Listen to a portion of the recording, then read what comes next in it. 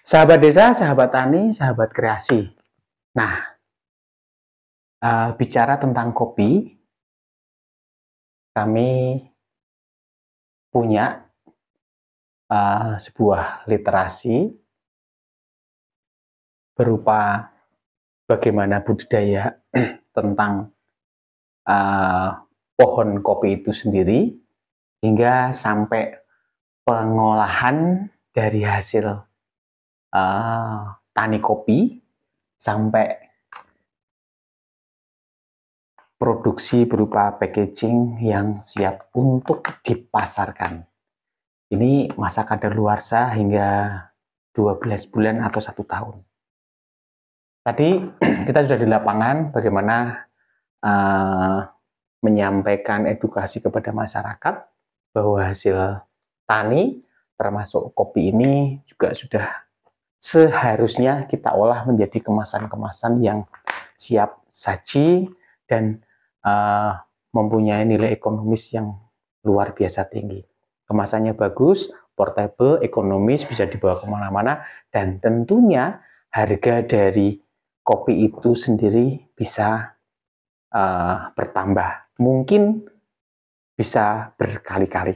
Oke, bicara tentang kopi, saya berada di desa Kebon Dalem, tepatnya di Dusun Kalibening, Kecamatan Jambu, Kabupaten Semarang. Nah, di samping saya ini Pak Poniman, ya Pak? Ya, Ponimin. Pak Ponimin, beliau saya sebut seorang pakar dan ahli dari budidaya pohonnya hingga pengolahannya. Nah, untuk kali ini saya mau tanya-tanya terkait pengolahan pasca panen.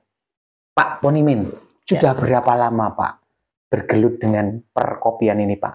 Yo, mulai tahun 2003-an. 10 tahun? Iya. Oke. 2003-an. Oke. Pak, ini masa-masa saat ini, tepatnya ini bulan Agustus tanggal 22. Ya. Nah, ini mulai panen perdana. Setelah panen Pak, bisa diceritakan Pak, kopi ini yang dipilih yang seperti apa, terus kemudian proses selanjutnya seperti apa Pak? Ya, kalau saya itu memang kalau petik kopi harus saya tunggu yang merah. Tadi yang saya petik yang merah.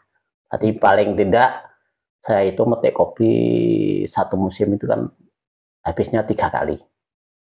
Terus setelah petik, nanti kita pulper, kita pisahkan antara bijinya sama kulit dagingnya. Setelah itu nanti jemur, ya paling tidak ya 6 atau 5 hari kan sudah kering. Setelah kering, nanti kita huler. Kita pisahkan antara cangkang sama bijinya. Tuh. Oke. Pak, proses pengeringan tadi Pak, itu kira-kira pakai mesin atau dengan alam Pak? Kalau di tempat saya itu pakai alam. Pakai alam matahari. Kebetulan ini memang musim panas ya. Kemarau. Kemarau. Jadi panen kopi itu rata-rata memang musim kemarau juga ya Pak? Iya, memang kopi ini rata-rata mulai bulan Juli sampai September. Oke, jadi di Indonesia itu bulan-bulan Juli September memang musim panas, musim panen kopi. Oke. Kemudian Pak, setelah dihuler, setelah kering, dihuler, dipisahkan cangkang dan biji. Terus gimana Pak? Setelah dihuler, nanti kan ada mau diolah menjadi bubuk ya. Itu harus kita sortasi. Kita pilih-pilih yang misalnya ada cacat, yang hitam, ada yang kena BBK yang hitam, itu harus dibuang. Terus ada kulit-kulit yang masih tersisa di situ dibuang. Yang cacat tadi maksudnya gimana Pak? Cacat kan adang dari pohon itu kan ada kena PBK. Terus ada hitam sebelah. Itu bijinya itu kan, Pak? Bijinya. Itu kelihatan? Kelihatan hitam. Terus ada yang misalnya ada yang cacat. Misalnya cacat dari pohon. Itu kan ada memang biji yang hitam. Dia utuh tapi hitam. Itu kan termasuk cacat busuk. Nah gitu. Itu kita bisa kita buang, kita singkirkan. Oke. Berarti benar-benar Pilihan ya Pak? Pilihan. Oke, lanjut Pak. Setelah itu terus kita sortasi toh, terus kita sangrai. Oke, sangrai. Sangrai kira-kira yo kalau sekitar matangnya 15 sampai 20 menit per satu penyangrean. Oh, itu pakai apa Pak? Mesin? Pakai mesin. Pakai mesin. Oh, pakai mesin. Mesin ya. Nah, setelah itu kan nanti dari mesin kita blower dikeringkan. Setelah dari sangrai itu keringkan, setelah itu kita tunggu minimal 24 jam baru kita bubuk. Oh. Jangan langsung, itu nanti cita rasanya beda. Oke, setelah disangrai atau namanya di apa Pak? Di roasting. Di roasting, itu harus menunggu dulu. Harus menunggu dulu, jangan langsung ditepuk. Nah, gini Pak, kalau kita goreng kerupuk, kalau ditunggu adem itu kan amem Pak. Iya. Nah, kalau kopi gimana Pak? Kopi enggak. Oh gitu. Sampai 1 minggu atau 1 bulan pun posisi tertutup. Oh ditutup ya. Oh gitu.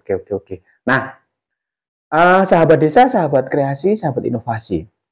Satu waktu kita akan praktek sangrai yang ala-ala tempo dulu. Itu menarik sekali Pak. Yeah. Jadi pakai tungku, kemudian diserekes. Yeah.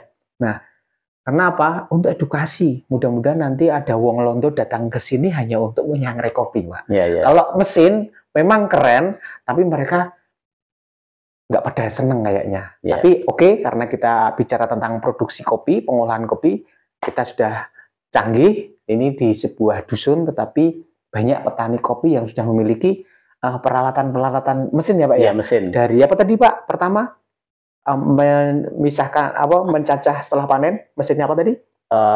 Pulper, kemudian buler untuk memisahkan cangkang yang kering, kemudian sangrai. Nah, terus nanti penepung menjadi bubuk. Berarti setelah itu Pak, cara untuk membuat bubuk Pak, gimana Pak proses selanjutnya? Maksudnya setelah disangrai, terus nanti kan kita tepung jadi bubuk.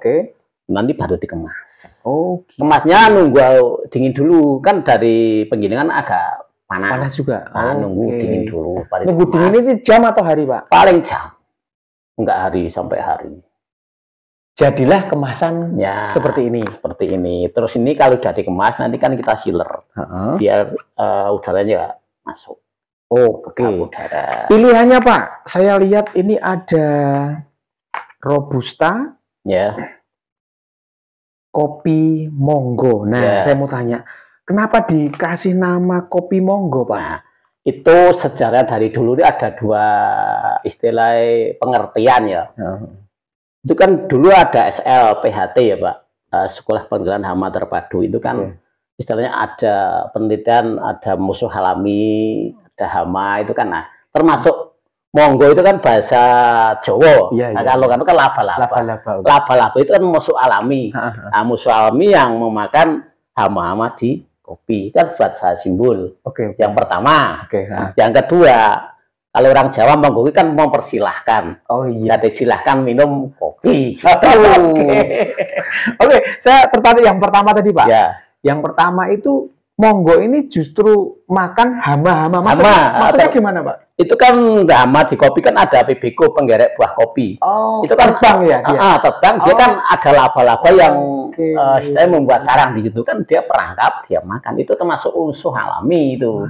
Berarti Monggo malah justru diperlukan ya Pak? Iya, diperlukan itu memang unsur alami. Jadi nama ini ternyata punya filosofi yang sangat luar biasa ya. Jadi ternyata Monggo atau laba-laba bahasa Indonesia ini membantu petani untuk membasmi, karena dimakan ya Pak. Dimakan. Termasuk musuh alami. Bibiko yang datang terbang ini kan dia perangkapnya Monggo.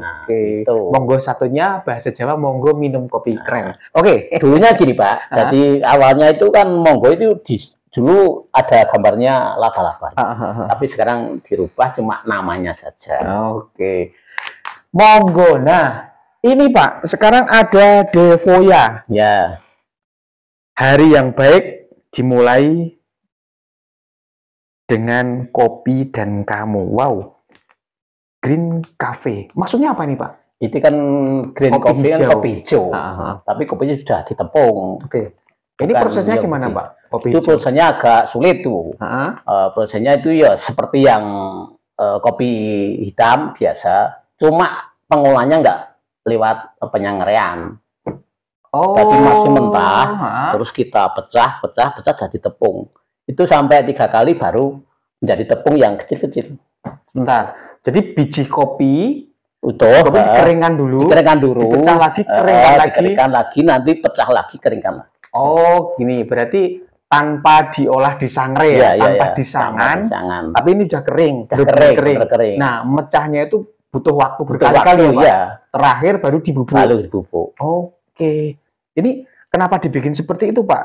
Saya pernah dengar kok khasiatnya untuk bikin langsing. Ya, itu kan terutama untuk diet. Itu banyak nih. Ini ada brosurnya, ada nanti kok. Oh, kopi hijau. Jadi khusus ya Pak ini, Pak? Khusus. Oke, Pak. Dari produk-produk yang dihasilkan, ini tentu melalui tahapan bertani untuk negeri. Assalamualaikum warahmatullahi wabarakatuh. Waalaikumsalam.